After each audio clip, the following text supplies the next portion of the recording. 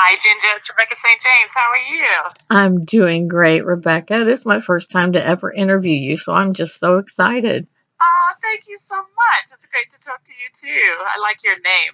Oh, I well, think Ginger is a wonderful name. I well, like unique thank names. you. Well, yeah, it wasn't really all that unique when my parents named me, but then finally, when I got probably in the late high school and after that, it became very, very rare that I found anyone named Ginger anywhere. Yeah, I Yeah. think it's super cool. We have a Gemma and an Imogen. Those are our girls' names, and we wanted to name our kids with unique names. And so we have an appreciation for your name too. It's very cool. Well, and your brothers, you can't name them after them. It's too, Joel and Luke. That's just too, Totally. yeah, it's too common. Yes, that's true. Plenty of Rebecca's, Joel's, and Luke's, right? Yeah, exactly. Well, Exactly. and it's so funny because I just interviewed Luke like a week ago No for, way. yeah, for their Little Drummer Boy tour, and we Yes. talked about that. So I'm excited to talk to you. I tell you what, when I put up that I was interviewing you, some people we get a little bit of questions, and then somebody like you though, we got a lot of questions. Really? Oh yeah. Oh, that's nice. That makes me feel loved. I appreciate you telling me. Well, this Greatest Hits live tour is so great because I grew up in the mid 80s. So, like, everybody on the tour is somebody that I picked up on at some point and followed their career. So, I'm a fan of absolutely everybody. This is like, it is so perfect. This is I mean, it's a great little mini tour that you guys are doing because it Yes. kind of all these great songs and people of all the last few years, some of them younger, some of them older, and a little bit of everything, lots of Yes. different styles. Um, Totally. so people know you from being an author, being an actor, being a singer, so much going on. I'm going to throw some fan questions in the middle because I'll never get them in otherwise. Okay. A fan of yours named Sharon wants to know, do you have new music in the works or are you working on new films? Um, Actually, yeah, I'm just starting to write again. Talking about my brothers from the King Country, they just put out their most recent album this last week, and I had the privilege of being involved a little bit with that album. And God really used the writing of a couple of those songs for me to reignite my heart for writing, and just really amazing. Because back in the day, my family was out on the road with me. My brother Joel was like stage manager for me, background singer, and Luke was running the light show, and now with their music just kind of exploding on the scene in recent years, for us to partner in the studio together in this way, and then God to reignite my heart for songwriting through them. I mean, it was just a very, very powerful kind of full circle moment. So I am writing again, and people will definitely be hearing some new music from me in a little while. Yeah, it's funny how you got their fire started and they're getting your fire started back. Yes, yes, exactly. That's a wonderful way to put it, Ginger. And, Yeah, and that's Burn true. the Ships, that this album is so awesome. It Like, is so good. I'm yeah, I so mean, proud of them. It's a fantastic album. you're at that age now where you can actually brag about your brothers instead of them Yes. being annoying little brothers. And and one of the funniest things about that I ever interviewed them about was the name of their band that they tried to make up, and Oh, it was Austinville? yes. Oh, Oh I my know. gosh, I was like, Oh, I that's one of know. the worst band names I've I ever heard, know. and it was I so think they know funny. that now.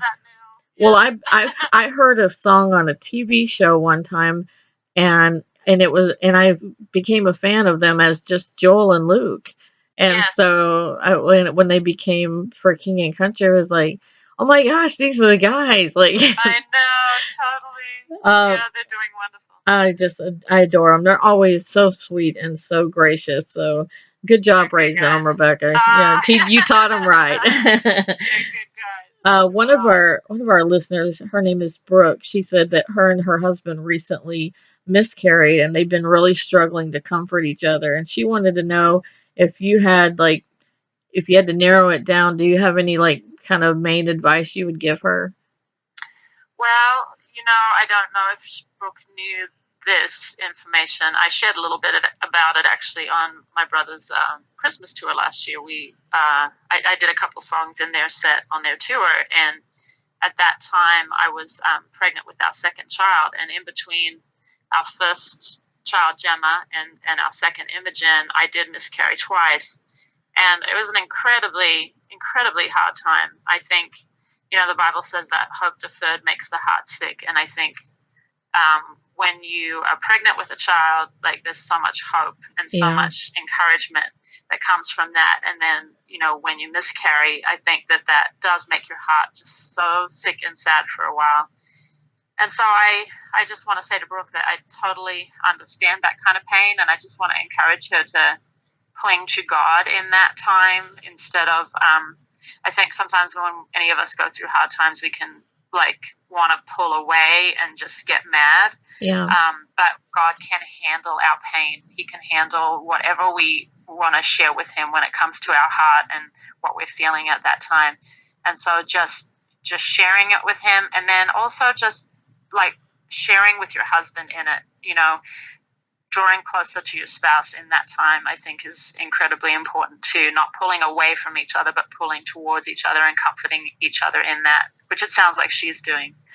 Yeah, and that's why she asked, is because she found out you had experienced that. Okay, I wondered if she had. Yes, she did. Yeah. That was one of the reasons why. So I mean, I know it's kind of a sad question, but I thought you probably. I think it's relevant though. Yeah. Yeah, I think because so many people do go through that today. That's one thing in walking through it and sharing a little bit about it. I have found out is that so many people can relate to that, but even those that don't directly relate to that, they relate to going through some kind of hard time and the pain of that. And I think instead of, again, just keeping it bottled up inside or feeling shameful about it, I think just being honest with your spouse, with God, with your community, your church community, with a Bible study, and just walking through it in community is really important. Any kind of pain. One of our fans asked a really unique question. Her name is Lydia, and she said, "What secular music do you like? You have any particular bands? I mean, don't say Foster the People." Yes. My husband was in that band. Yes, and I actually do really like their music. So you know what? I feel like I haven't been actually listening to a ton. Excuse me, of music. Period. Lately. You're kind of busy. Well, I have been listening to a little bit of worship, and often I actually I listen to for King Country, my brother's band. Actually, that's mostly really what I've been listening. Well, and it's their newest album, so I'm sure you heard a lot of early cuts of it. Yes, exactly. No, I've been listening to that for sure.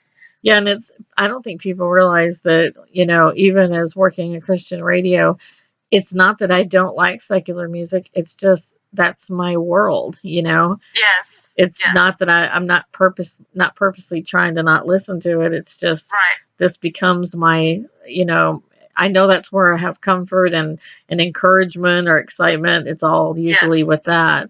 Exactly. I wanted to, if you were a big fan of the Bob Carlyle Butterfly Kisses, were you excited to see him on there? Yes, I am really excited to see Bob, and he's a friend. I actually with him and Brian Duncan back in the 90s. I was 16, and it was my first proper tour actually to perform on. So yeah, it'll be really nostalgic for me to be doing this Greatest Hits Live tour with him as well. And there's so many great people. Point of Grace, new song, and Nicole C. Mullen. Oh my goodness, Avalon. There's so many great artists, and I'm so excited for this tour.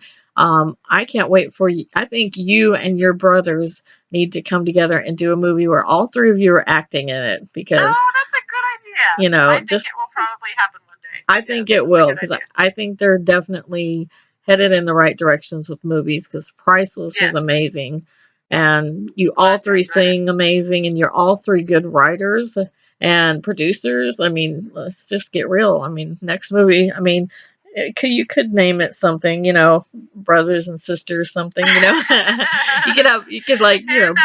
you And could if we come do, up with the idea's something.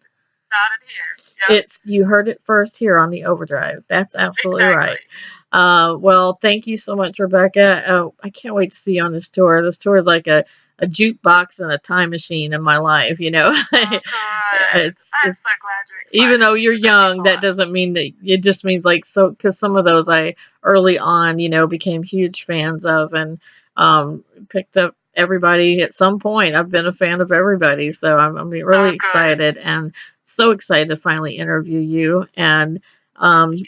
thank you for everything. And I'm excited for hearing some of your next projects that you come up with. Now, I'm glad those boys got you fired up again. Me too. So much for your time.